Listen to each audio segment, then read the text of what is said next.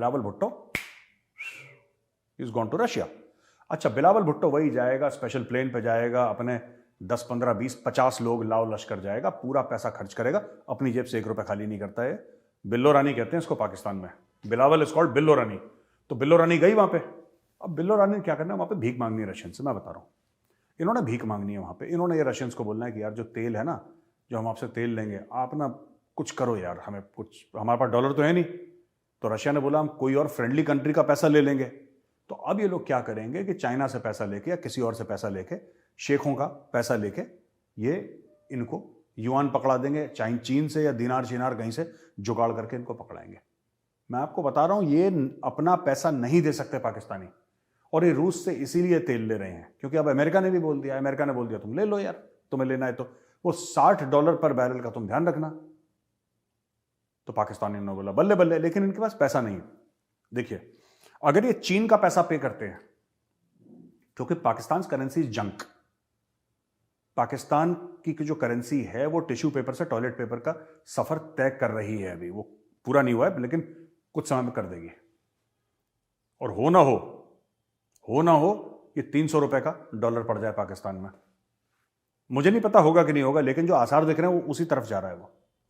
क्योंकि मार्केट में, अभी ओपन मार्केट में आपको 265, 270, 265, 270 का गेम हो गया है शुरू पाकिस्तान में। अब रूसी तेल पे वापस आते हैं। रूसी तेल का ये चक्कर है कि इनके पास वो टेक्नोलॉजी नहीं है जो रूसी तेल को ठीक से रिफाइन करे, पर चलिए वो भी बिल्ड कर ले पाकिस्तान, राइट, रशिया की हेल्प से बिल्ड कर दे।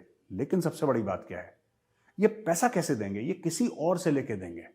ये शेखों से देंगे तो वो भी लोन है, ये चीनियों से देंगे वो भी लोन है, ये जिससे भी देंगे वो लोन है। क्योंकि मुफ्त का तेल, देखिए, खुद ये दे नहीं सकते। बात करेंसी की तो है, बात यही तो है कि रूस ने बोला कि फ्रेंडली कंट्री की करेंसी में दे दो, यानी कि चीन से दे दो या अरबों से दे दो। डॉलर देने की क्षमता है नहीं इनमें, औकात है नहीं। तो अगर आप शेखों से लेंगे तो उनके कर्जदार बन जाएंगे, चीनियों से लेंगे उनके कर्जदार ऑलरेडी हैं, उनके कर्जदार और बन जाएंगे आप। तो पाकिस्तान के लिए there is no way out. इनको रूसी तेल इसलिए भी चाहिए कि ये किसी तरीके से चुनाव जब आएंगे तो ये कह सकते हैं कि इमरान खान बड़ा कह रहा था कि मैं तेल लाने वाला हूं, 3 साढ़े 3 साल प्रधानमंत्री रहा देश का, क्यों नहीं लाया तेल? हम लोग देखिए, हम ले आए तेल, सिर्फ इस चक्कर में। वरना ये आराम से ईरान से ले लेते। ईरान इनका नेबर है, बगल में तो है ईरान इनके। मैं बार बार कहता हूं दोस्तों, बलोचिस्तान जो है वो कुछ पाकिस्तान में, कुछ ईरान में। इनका तो ऐसा बॉर्डर मिलता है, बिल्कुल इनका तो ऐसा बॉर्डर मिलता है ईरान से। 2 मिनट में ईरान से तेल ले लेते। ईरान से नहीं लेंगे, अमेरिका बहादुर गुस्सा हो जाएगा। अमेरिका से भी डर लगता है। अमेरिका के झंडे आप जलाओगे, अमेरिका को शैतान बोलोगे कि शैतान है, द ग्रेट सेटन, आप अमेरिका को गालियां दोगे, लेकिन सारे बच्चे अमेरिका में जाके पढ़ेंगे, प्लॉट सारे वहीं पे खरीदने हैं। इनके जर्नलों ने, इनके ब्यूरोक्रेट ने अमेरिका को गाली भी देंगे, अमेरिका में सेटल भी होंगे, अमेरिका का पासपोर्ट भी चाहिए, अमेरिका की सिटीजनशिप भी चाहिए। ये पता नहीं ये रिश्ता क्या कहलाता है, एक टीवी सीरियल आती थी, ये रिश्ता क्या कहलाता है मुझे नहीं पता। कि शर्म कर लो, लिहाज कर लो, झूठ बोल रहे हो, गुमराह कर रहे हो मुल्क को, और अपना रेजिग्नेशन क्यों नहीं दे देते? मैं आपको एक छोटी सी बात बताता हूं।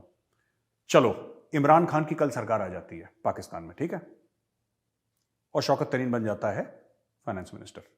मानो ये हो गया, और ये हो भी जाएगा। सच तो यह है कि इमरान खान के पास भी कोई रोड मैप नहीं है। इमरान खान सिर्फ बड़बोला है। इमरान खान सिर्फ हम ये कर देंगे, वो कर देंगे, फांसी पे टांग दूंगा, एनआरओ नहीं दूंगा, ये नहीं करूंगा, माफ नहीं करूंगा लोगों को, बाहर से वो सिर्फ बकवास करता है। He does not have a road map, he has no clue. In fact Pakistani generally, जो भी पाकिस्तानी अकल वाला है ना, सब बाहर बैठे हैं। वो एक्सपोर्ट क्वालिटी वाले एक्सपोर्ट हो गए हैं, जो अंदर बैठे हैं वो सब ऐसे ही हैं। और जिनमें कैपेबिलिटी है वो खुद बाहर जाने के चक्कर में कि किसी तरीके से मेरे इतने दिन पूरे हो जाएं, बाहर ये हो जाए पूरे, मैं पैसा इकट्ठा कर लूं, मैं बाहर जाके सेटल हो। Nobody is interested in staying in Pakistan. इनके पास, मैं बता रहा हूं, ये सिर्फ कौन कितना नोच सकता है पाकिस्तान से, उसकी होड़ लगी हुई है। Nobody has a road map. Pakistan में किसी का विजन नहीं है, किसी का प्लान नहीं है, किसी का कोई पॉलिसी नहीं है। इमरान खान ने आज तक ये नहीं बताया कि ये देखो मैं 50 पन्ने मैंने लिखे हैं पॉलिसी के ऊपर कि पाकिस्तान में ये होना चाहिए और हम इस तरीके से करेंगे और ये हमारे टारगेट है ही नहीं उसके पास। उसके पास है ही नहीं। सब झूठ बोल रहे हैं एक दूसरे से, सब नालायक, निकम्मे, नाकारा, ठीक है, काम के ना काज के, दुश्मन अनाज के, और अनाज है नहीं। ओके, पाकिस्तानी के ऊपर एक कर्ज चढ़ा हुआ है, एक कौमी जो कर्ज है ना, पाकिस्तान जो लोन लेता है, अगर हम उसकी पॉपुलेशन से उसको डिवाइड करेंगे, आप भाग कर दीजिए उसको पॉपुलेशन से तो आपको इतना मिलेगा हर एक पाकिस्तानी के ऊपर। 22-23 करोड़ पाकिस्तानी है। Then you can imagine every Pakistan. And अच्छा, डेट कर्ज हर कंट्री लेती है, ठीक है ना। अमेरिका के पास नहीं है, भारत के पास नहीं है, चीन के पास नहीं है ना। तो ऐसी बात नहीं कि हमारे पास है, भारत के पास कर्ज नहीं, सिर्फ पाकिस्तान कर्ज ले रहा है। प्रॉब्लम यह है कि भारत के पास वो कर्ज अगर भारत चाहे तो कल पूरा वापस दे सकता है। भारत चाहे तो कल वो पैसा मुंह पे मार के वापस दे सकता है। पाकिस्तान अगले 50 साल में नहीं दे सकता पैसा वापस। That is the difference. OPM कहते हैं, ओपीएम मैनेजमेंट में धंधा किससे होता है? OPM, other people's money. धंधा हर समय दूसरे के पैसे से होता है। तो करना है दूसरे के पैसे से धंधा, लेकिन दूसरे से पैसे लोगे उसको वापस भी तो करना है आपको। तो पाकिस्तान में ये फिलॉसफी नहीं है। तो ये मत सोचिएगा कि बाकी मुल्क जो हैं वो कर्ज नहीं लेते ना। भारत भी लेता है, अमेरिका भी लेता है, इंग्लैंड भी लेता है, रूस भी लेता है, चीन भी लेता है। चीन का पब्लिक डेट तो कुछ खतरनाक ही है, लेकिन China has the capacity to pay back, India has the capacity to pay back, America has the capacity to pay back. Pakistan does not have the capacity to pay back. यह problem है और कर्ज पे कर्ज लिए जा रहे हैं। अब 200 अरब रुपए, 200 अरब पाकिस्तानी रुपए का जो टैक्स है वो लोगों के सर पे अतिरिक्त डाला जाएगा। ये भी आईएमएफ की शराइत है। आईएमएफ ने बोला गैस के दाम बढ़ा दो, तेल के दाम बढ़ा दो, टैक्सेस और कर दो। ये सब के सब करेंगे और लोगों की कमर टूट जाएगी पाकिस्तान में। ठीक है दोस्तों, पाकिस्तान में लोगों की इसलिए कमर टूट जाएगी क्योंकि एक आम आदमी माना कि 20-30 हजार रुपए पर मंथ कमा रहा है, उसके पास पैसे नहीं है कि वो खाना खा ले। वो इतना परेशान हो गया है। मिडिल क्लास आदमी पाकिस्तान में रह नहीं सकता। जो चीजें हैं नॉर्मल वो उसके हाथ से कहीं बाहर निकल गई हैं। अपने बच्चों की फीस नहीं दे पा रहा, वो खा नहीं खा पा रहा। जो 3 बार खाना खा रहे थे उन्होंने 2 बार कर दिया। ये सच है, ये सच है। पाकिस्तान में लोगों ने पेट काट काट के किसी तरीके से जिंदा है क्योंकि इकोनॉमी इज मिसमैनेज्ड। मैं बार बार यही कहता हूं, Pakistan is not a poor country, it is a mismanaged country. Highly mismanaged countries run by incompetent people. आता ही नहीं, इमरान खान को नहीं आता, नवाज शरीफ को नहीं आता है। झूठ बोलते हैं सब, इकोनॉमी ये कर देंगे वो कर देंगे। नवाज शरीफ निठल्ला है, इमरान खान भी निठल्ला है, परवेज मुशर्रफ भी निठल्ला था और ये शहबाज शरीफ भी निठल्ला है। They don't have any talent in Pakistan. जो भी पाकिस्तानी टैलेंट है बाहर बैठा हुआ है, वॉशिंगटन डीसी में बैठा हुआ है, लंदन में बैठा हुआ है। इनके पल्ले कुछ नहीं है। इन्होंने तो बिल्कुल ऐसा कर रखा है कि बिल्कुल सिल्ली पे लिटा दिया, बिल्कुल जब बर्फ की सिल्ली पे पूरे मुल्क को इन्होंने लिटा दिया। अब बोला कि 200 अरब रुपए एडिशनल टैक्स लगेगा। अब आप सोच लो, 200 रुपए एडिशनल टैक्स लगेगा, 200 अरब, तो ये मुल्क कहां जाएगा? बेड़ा गर्क हो जाएगा इस मुल्क का। हांफ रहे हैं पाकिस्तानी अभी, और दिल की धड़कनें हो रही हैं। जो इनका जो पल्स रेट है ना, वो 150-200 पे पहुंच गया। इतने परेशान है लोग वहां पे। और ऊपर से मोदी जी आते हैं और कहते हैं कि मित्रों, आज रात के 12 बजे पाकिस्तान में पानी नहीं होगा। ये हो जाएगा किसी दिन, मैं आपको बता रहा हूं। किस दिन बोल देंगे मोदी जी, मित्रों आज रात को 12 बजे पाकिस्तान में पानी नहीं होगा। फिर देखना क्या होता है। इसलिए मैं कहता हूं, और मेरे जितने भी पाकिस्तानी भाई बहन ये देख रहे हैं प्रोग्राम, मैं एक नारा लगाऊंगा, आप मेरे साथ एक नारा लगाइए। और मैं चाहता हूं, मैं दिल से नारा लगा रहा हूं, मैं चाहता हूं मेरे पाकिस्तानी भाई बहन मेरे साथ वही नारा लगाएं। बोलिए मेरे पीछे, कश्मीर बनेगा पाकिस्तान। बोलिए बोलिए बोलिए, शर्माइए मत। हाँ आप अंकल, आप जो लाहौर में बैठ के अखबार पढ़ रहे हैं, चाय पी रहे हैं, आप बोलिए ना। चाय नीचे रखिए अंकल, अखबार पीछे रखिए, बोलिए कश्मीर बनेगा पाकिस्तान। कश्मीरियों से नाता क्या? ला इलाहा इल्लल्लाह। एक बार बोलिए अंकल जोर से, फेफड़ों से आवाज निकालिए, है ना। मोदी जी सुन रहे हैं, वो बोल देंगे मित्रों आज रात को 12 बजे से पाकिस्तान में पानी नहीं आएगा। फिर देखते हैं, कश्मीर बनेगा पाकिस्तान, है ना uncle. Now you can go back to reading your newspaper and having that cup of tea. All the best. आज की तारीख देखो, क्लियर है, चुनाव होंगे, इमरान खान जीतेगा। तुम कुछ भी कर दो, ज़रबे अज़्ब, ज़रबे मोमिन, ज़रबे फलाना, ज़रबे ढिमका, तुम जो कर लो, इमरान खान आएगा, फिर उनको गले लगाएगा, फिर उनको सेटल करेगा। पक्का उसका एजेंडा है यार। तहरीके तालिबान पाकिस्तान का सबसे अच्छा दोस्त कौन है पाकिस्तान के अंदर? इमरान खान नियाज़ी है। अगर आपको कोई शक है, आप गूगल पे जाके देख लो, आप गूगल पे जाके देख लो कि इमरान खान ने कितने कितने ट्वीट्स करे हैं उनके सपोर्ट में। उन्होंने 130 बेगुनाह बच्चे मार दिए। बच्चे तो खैर बेगुनाह ही होते हैं, इंडिया में हो, पाकिस्तान में, कहीं पे भी। उन्होंने मासूम बच्चे मार दिए। फिर इमरान खान कह रहा है कि इनके साथ बात करो यार, इनके साथ आओ बात करते हैं। आपने हमारे 100-150 बच्चे मार दिए, कोई बात नहीं, अब बात करो। आओ इनको सेटल करो। पता नहीं इनका दिल क्यों इतना इमरान खान का धड़कता है। ये जो इसके अगेंस्ट हैं, जो इसके ऑपोजिशन वाले पॉलिटिशियंस हैं, जो सिर्फ सियासत कर रहे हैं, सिर्फ राजनीति कर रहे हैं, उनसे नहीं बात करता ये, उनसे कभी बात नहीं करता, उनको तो सिर्फ जलसे में गालियां देगा ये। लेकिन तहरीक तालिबान पाकिस्तान से बात करने को तैयार है, जो कि एक टेररिस्ट ऑर्गेनाइजेशन है। ये अलग मॉडल है आदमी इमरान खान। तो आप जो भी कर लो पाकिस्तानियों, आप जो कर लो, आपकी जो खुशी हो, आप उनके खिलाफ एक्शन कर लो। खान वापस आएगा, खान ने चुनाव जीतने हैं, इलेक्शन जीतने हैं, और जैसे खान जीतेगा फिर उनको गले लगाएगा, फिर आपका ऑपरेशन धरा का धरा बैठ जाएगा। और ये तहरीक तालिबान पाकिस्तान को भी पता है। तो भाई साहब ऐसा था कि पाकिस्तान को ना ईरान से पाइपलाइन आनी थी, ईरान से पाइपलाइन आनी थी, और पाकिस्तान के एरिया में पाकिस्तान को पाइपलाइन बनानी थी। पाकिस्तान ने करा ही नहीं। और 2015 से देखिए, under the original agreement Pakistan is bound to pay 1 million per day to Iran from January 1 2015। पहली जनवरी 2015 से हर रोज $1 मिलियन उसको फाइन देना है। और अगर ईरान ने आर्बिट्रेशन कोर्ट में ईरान चला गया तो Pakistan would have to pay billions of dollars as penalty. वही जो कह रहा है $18 अरब। ठीक है, पाकिस्तानियों ने क्या करा कि इस पाइपलाइन के लिए भी पैसा ले लिया लोगों से। वो पैसे खा गए, एवनफील्ड में अपने बड़े बड़े अपार्टमेंट बना लिए, दुबई में प्लाजा खरीद लिए, सब खा पी के पाकिस्तानी चट लाहौरी चूरन खा गए। वो लाहौरी चूरन खाने के बाद ईरानी कह रहे हैं यार कि तुमने यार इस्लाम के नाम पे बहुत जेबें काटी हैं दुनिया भर के, पर जो तुमने साइन करा है कॉन्ट्रैक्ट वो तो पूरा कर दो भाई। पाकिस्तानी कह रहे हैं कौन सा सिग्नेचर यार, ये तो हमने करा ही नहीं साइन। झूठ बोल देते हैं ना वो लोग, लाहौरी झूठ बोल देते हैं। लाहौरियों ने झूठ बोल दिया कि जी हमने तो करा ही नहीं। वो उनको बैंड बजा रहा है ईरान। ईरान कह रहा है कि बॉस देखो, या तो तुम बना लो या $18 अरब का तुम्हें फाइन देना पड़ेगा। पाकिस्तानियों ने $18 अरब अपनी जिंदगी में नहीं देखे। ये तो $1-1 अरब के लिए $500-500 मिलियन के भीख मांग रहे हैं, तरले कर रहे हैं। ये कहां से देंगे 18 अरब? तो वही पाकिस्तान का जो डायलॉग था वो पाकिस्तान को उल्टा पड़ गया। अब ये नहाएंगे क्या और निचोड़ेंगे क्या? अब कल हमने आपको खबर दी थी कि पाकिस्तान के डिफेंस मिनिस्टर ने बोला है कि हाँ ये जो आतंकवादी हैं ये हम ही ने बनाए। अब यही बात राणा सनाउल्लाह जो उनका इंटीरियर मिनिस्टर है, होम मिनिस्टर है पाकिस्तान का, उसने बोल दिया कि जनाब ये जो आतंकवादी थे, ये और जो आतंकवादी हैं ये साढ़े भरा हैं, ये हमारे भाई हैं, हम ही ने इनको रेज करा है, हम ही ने इनको जन्म दिया है। We did not need to make mujahideen, हमें जरूरत नहीं थी कि मुजाहिदीन बनाए। हमने मुजाहिदीन लेकिन फिर भी बनाए और वो आतंकवादी बन गए। ठीक है, और ये पार्लियामेंट ने, upper house of the parliament ने बोला है कि फिर उसने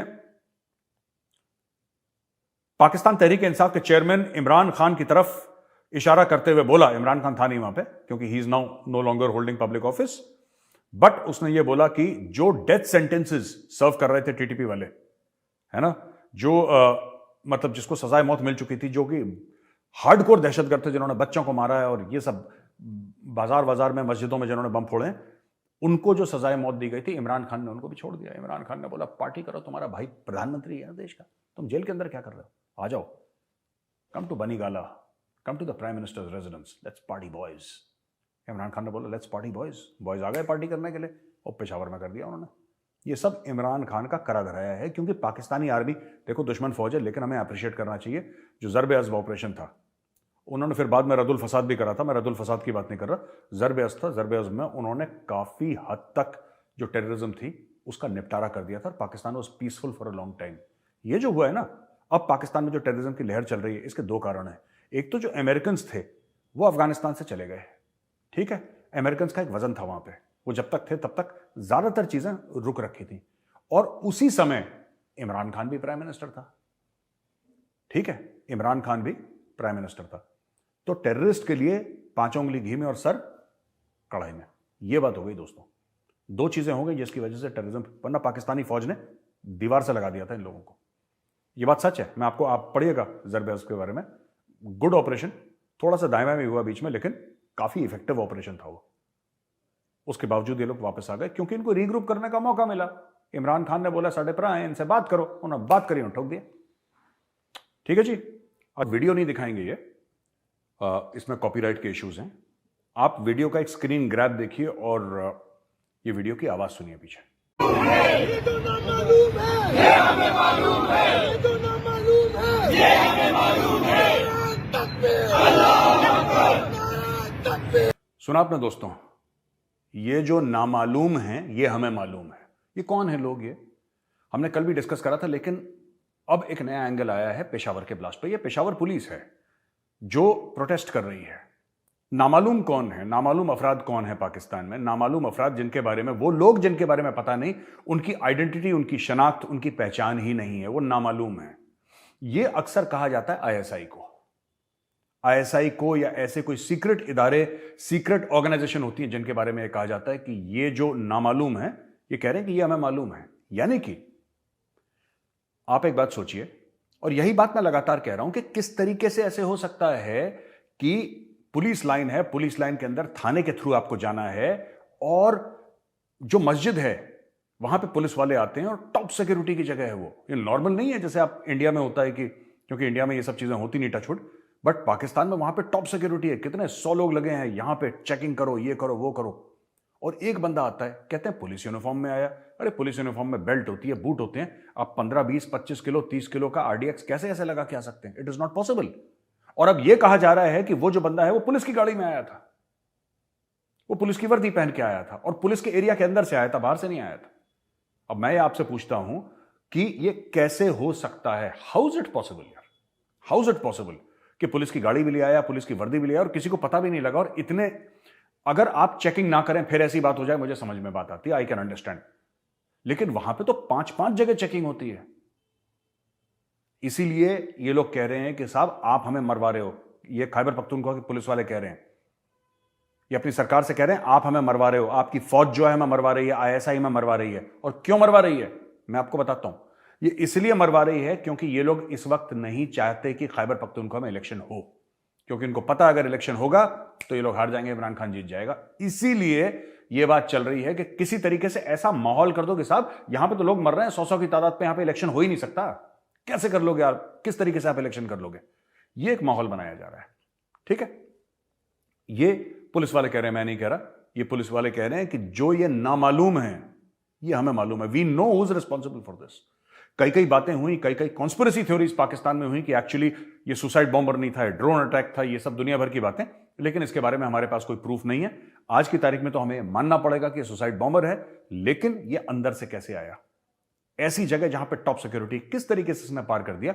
यानी कि अंदर से इसको किसी ने फैसिलिटेट करा है। और ये आईजी खैबर पख्तूनख्वा और जितने भी लोग हैं सारे के सारे यही बात बोल रहे हैं। यही बात मैं 3-4 दिन से अलग अलग मुख्तलिफ प्लेटफॉर्म से बोल रहा हूं कि इट इज इम्पॉसिबल यार, इम्पॉसिबल है, हो ही नहीं सकता कि ऐसा हो जाए, हो ही नहीं सकता कि इतनी सारी चीजें, अगर उसको 5-7 चीजें करनी है तो हो सकता है वो 3 कर ले, बाकी 2 में पकड़ा जाए। यहां पे ऐसा नहीं हो सकता कि 7 चीजें करनी है और 7 जैसे 5 तो उसके वही थे, चेक पॉइंट थे, 5 चेक पॉइंट उसने पार कर लिए, पुलिस थाने के अंदर चला गया और फिर सिक्योरिटी चेकिंग के बाद वो मस्जिद के अंदर चला गया, है ना ये। और जो मैं पाकिस्तानियों से एक और बात पूछना चाहता हूं ना, जो आप कहते हैं बीबीसी डॉक्यूमेंट्री और मोदी ने ये कर दिया, मोदी ने ये कर दिया, ठीक है, वो तो खैर सुप्रीम कोर्ट ने जो बोला है मोदी को कि मोदी इनोसेंट है, वो अलग चीज है। मोदी जी को छोड़िए 2 मिनट के लिए। ये तुम लोग खुद अपने लोगों को मार रहे हो यार, शर्म आती है कि नहीं आती? तुम लोग खुद अपने लोगों को मार रहे हो। उसने एक मल्टी पार्टी कॉन्फ्रेंस बुलाई है कि हम डिस्कस, ये 7 फरवरी को होने वाली है, ठीक है। 7 फरवरी को उसमें इमरान खान को भी न्योता दिया है कि सब लोग आइए और हम डिसाइड करते हैं कि इससे लड़ना कैसे है, ये जो टेररिस्ट है उससे लड़ना कैसे है। मुझे नहीं लगता कि इसके लिए मल्टी पार्टी कॉन्फ्रेंस चाहिए। अब ये कहेंगे कि सब लोगों को सेम पेज पे लाना है। अरे तुम्हारा प्लान क्या है ये तो बताओ। जब तुम्हारा प्लान होगा, कोई कागज होगा लिखा हुआ, उसके ऊपर सब लोग सेम पेज पे आएंगे ना।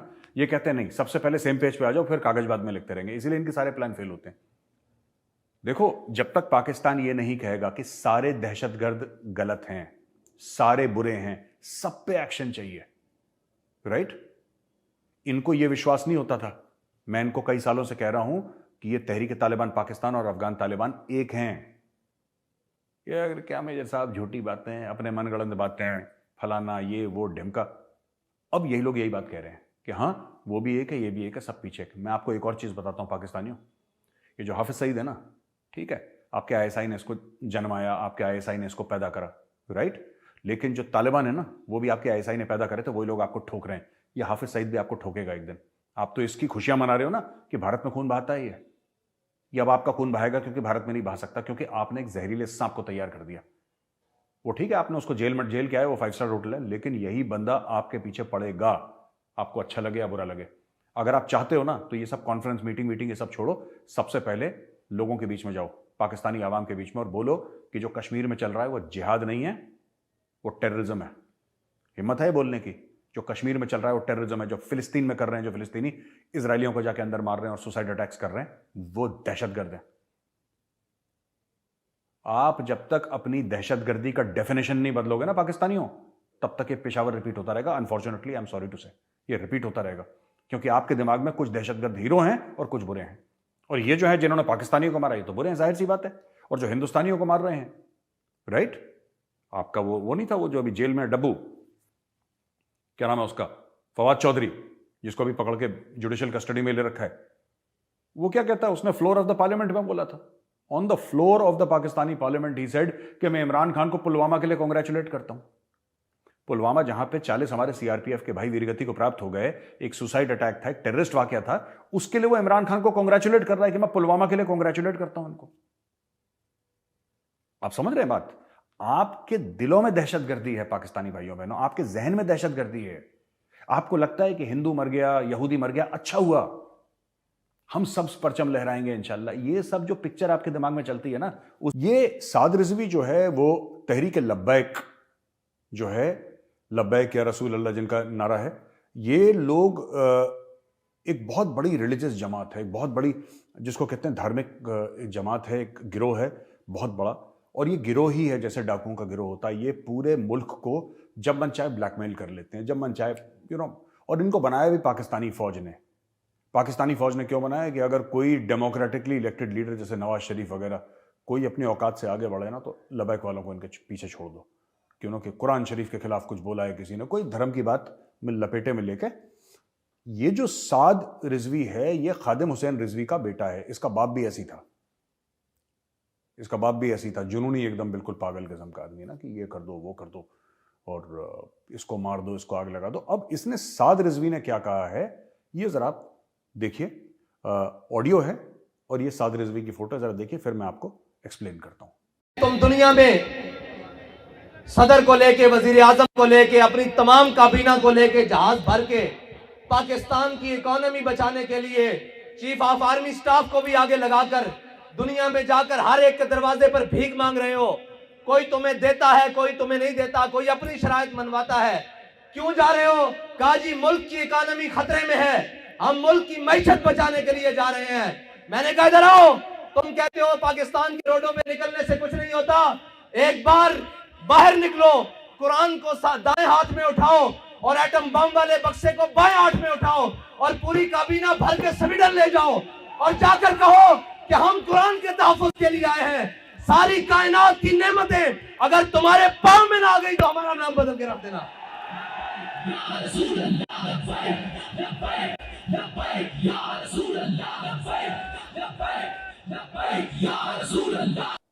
अभी दोस्तों आपने देखा इसने बोला क्या, ठीक है, कह रहा है कि तुम लोग कहां जा रहे हो, तुम लोग भीख मांगने जा रहे हो, कभी इस मुल्क में, कभी उस मुल्क में। तो साद रिजवी लाखों लोगों के सामने, इसके मजमे में लाखों लोग हैं, उनके सामने कह रहा है कि यार देखो, ये सब बेकार की बातें हैं। तुम दाहिने हाथ में लो कुरान और बाएं हाथ में लो एटम बम, और तुम स्वीडन चले जाओ, और जब तुम स्वीडन जाओगे वो इतनी दहशत में आ जाएंगे कि अपना पूरा पैसा तुम्हें दे देंगे। ये बड़ा रिस्पेक्टेड रिलीजियस टीचर है पाकिस्तान का, जिसका करोड़ों फॉलो, लाखों नहीं, करोड़ों लोग इसको फॉलो करते हैं, करोड़ों लोग। जब इसके फादर की डेथ हुई थी खादिम हुसैन रिजवी की, तो एक, जिसको कहते हैं ना कि समंदर आया था लोगों का, समंदर। मैं बता रहा हूं, जब मोहम्मद अली जिन्ना की डेथ हुई तब इतने लोग नहीं आए होंगे जितना इसके आ गए। पूरा, जहां तक नजरें दिखती हैं वहां तक लोग ही लोग, ऐसा सपोर्ट है इस आदमी का। और ये कह रहा है कि मुल्कों में जाओ, दूसरे मुल्कों में जाओ, स्वीडन में जाओ और मुल्कों में जाओ, बोलो हम एटम बम लेकर आए हैं, अगर तुमने हमें पैसे नहीं दिए तो हम फाड़ देंगे एटम बम। सीधी बात है। तो ये भी जो है ना, ये भी पाकिस्तानी स्टेट का कहलाया हुआ है। जो भी आदमी ये सोचे कि नहीं ये तो ऐसी पागल जुनूनी इसने कह दिया, नहीं नहीं नहीं, ये पाकिस्तानी आर्मी के कंट्रोल में है और पाकिस्तानी आर्मी ने इसको बोला है, इसको बोला है। मैं बता रहा हूं इसके दो कारण है। पहली चीज, कुछ ऐसे लोग हैं पाकिस्तान के अंदर जो नहीं चाहते कि आईएमएफ का लोन आगे बढ़े, आईएमएफ की कार्रवाई आगे बढ़े। कुछ बड़े पावरफुल हल्के हैं पाकिस्तान में, क्योंकि आईएमएफ कह रहा है कि जितने भी तुम्हारे टॉप ब्यूरोक्रेट्स हैं, टॉप मिलिट्री ऑफिसर्स हैं, सबके जरा चिट्ठा कच्चा तो लाओ, कागज तो लाओ सामने, इनके एसेट्स कितने हैं ये तो लाओ, जरा दिखाओ मैं। कोई ये नहीं चाहता, नोबडी वांट्स दिस। तो अब हुआ क्या है इसका? और भाई इसका हुआ क्या? उसका सिंपल सा एक बात ये थी कि साद हुसैन रिजवी को इन लोगों ने बोला कि तुम छोड़ दो इनके ऊपर। उसको बोला छोड़ दो जाओ, तो उसने छोड़ दिया। उसने भरे मजमे में छोड़ दी बात कि भाई साहब एक हाथ में कुरान ले लो, दूसरे हाथ में एटम बम ले लो और दुनिया को धमकियां दो, लोग पैसा देंगे। तो मैं डर के मारे एटम बम से, क्योंकि एटम बम से कौन नहीं डरता? स्वीडन के पास तो है नहीं। सिंगापुर चले जाओ, दुबई चले जाओ, कहीं भी चले जाओ, दुनिया का कोई भी अमीर तरीन मुल्क है, उनको डराओ कि हम बम फाड़ देंगे, पैसा दे दो। और एक्चुअली पाकिस्तानी सीटियां बजा रहे हैं, तालियां मार रहे हैं और लब्बैक या रसूल अल्लाह। आपने देखा होगा एंड में वो पूरा चला, इनका गाना जो है, इनका नगमा, ये पूरा चला है तहरीक लब्बैक वालों का जो नगमा है, पूरा रन करा है। और वो यही है कि हम आपसे पैसे ऐंठ सकते हैं, हम आपसे वसूली कर सकते हैं। आप हमें पैसे अगर मांग के नहीं देंगे तो क्या हुआ? हम आपको धमका के पैसे ले लेंगे, और ये जायज़ माना गया है। ठीक है, जो तहरीक लब्बैक वाले हैं इनमें जायज़ माना गया है, ये जायज़ है कि आप किसी को धमका के उससे पैसे ले लें। क्योंकि इनके ये पूजा पाठ किसका करते हैं? ये गजनवी और गौरी और उन्हीं के तो अपने आप को उनका पूर्वज मानते हैं अपना। ये कहते हैं कि हमारे पूर्वज हैं ये गजनवी और गौरी और ये बाबर वगैरह। तो ये तो क्या लुटेरे तो थे, देवर इन्वेडर्स, देवर डकॉइट्स। तो इनको बड़ा अच्छा लगता है कि यार सोमनाथ का मंदिर तोड़ा, देखो कितने पैसे मिले, मजा आ गया बिल्कुल, we really enjoyed ourselves. That is their mindset. उस सेम माइंडसेट का साद रिजवी है। साद रिजवी तो यही बोल रहा है, लो बम मारो, पैसे लो। ठीक है।